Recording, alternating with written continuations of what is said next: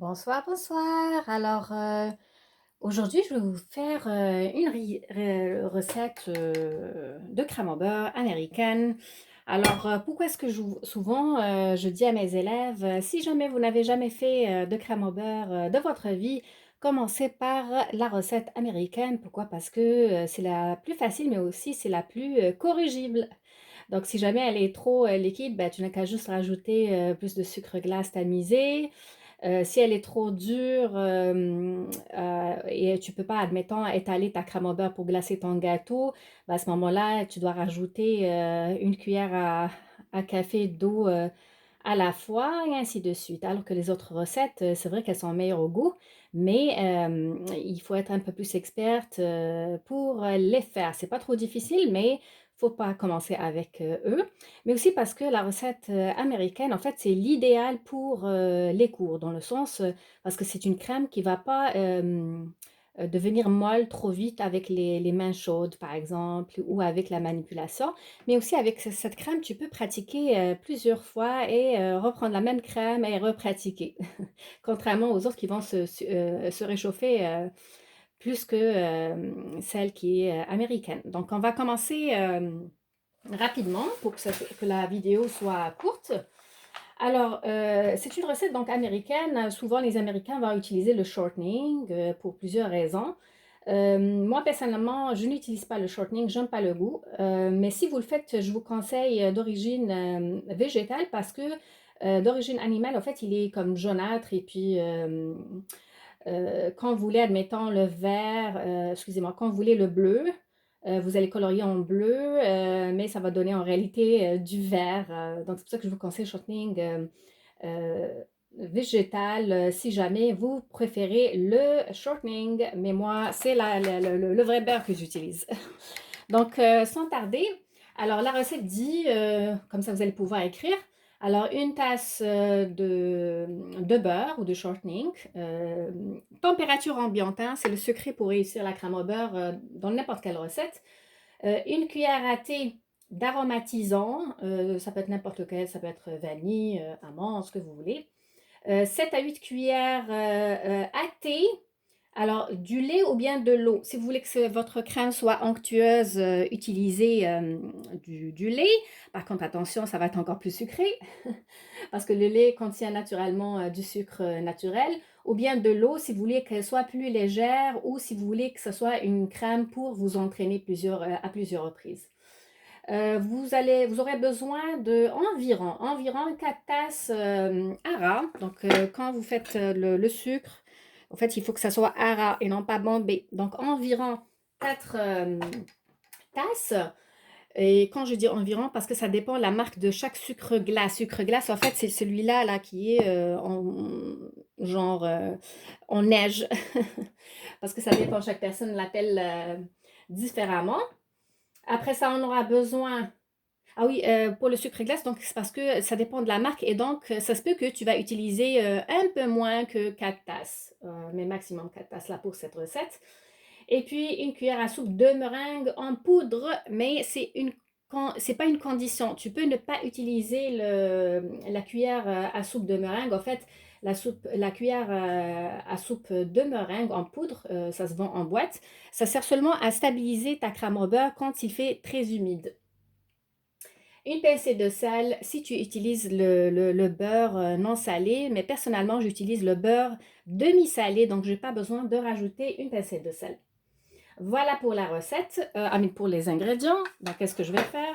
Je prends mon robot. Ça peut être aussi, ok, si vous utilisez un robot comme ça, hein, vous utilisez ce qu'on appelle la feuille ou bien la main. Sinon, vous pouvez utiliser le batteur manuel sans aucun problème. Alors, on va mettre la tasse de beurre préalablement coupé. Comme vous voyez, c'est vraiment température ambiante. Il ne faut pas que ça soit complètement mou s'il fait très chaud dehors. Mais il faut que ça soit à température ambiante. Donc, si vous faites rentrer votre doigt, en fait, il doit rentrer euh, d'une façon pas trop facile, mais en même temps pas trop ferme. Vous voyez ce que je veux dire.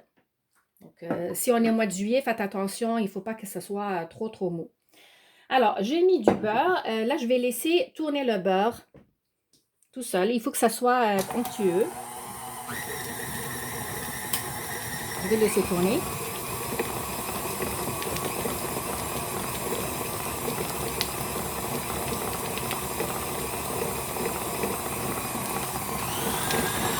J'ajoute la vitesse.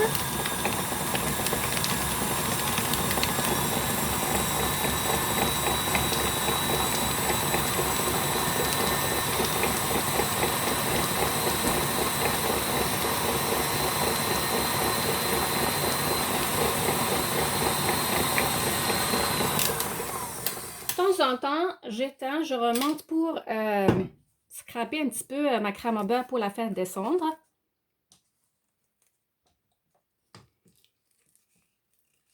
Faut qu'elle soit vraiment bien onctueuse.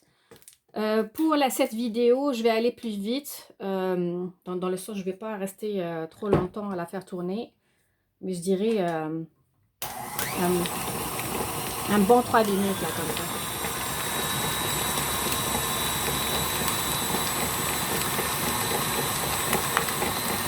En ce moment, je peux laisser la vitesse quand même assez rapide. Là, je l'ai mis à quoi là? À 8.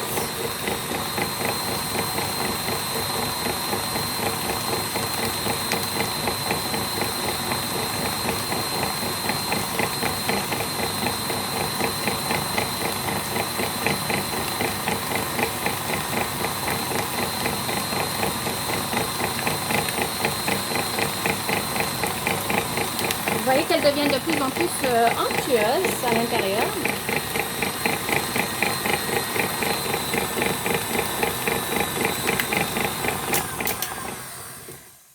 Comme j'ai dit, laissez-la tourner genre 3 minutes.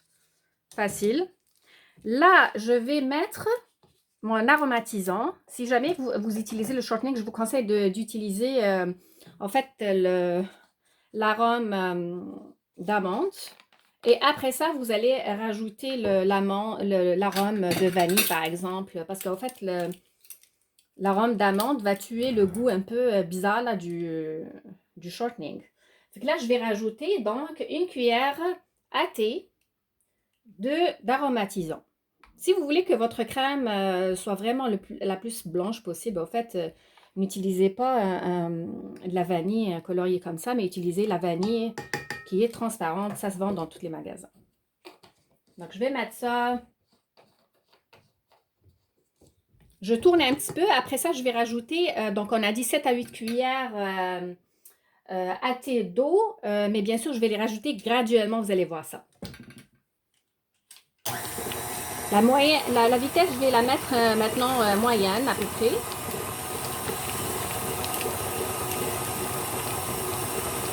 Là, je vais mettre 1,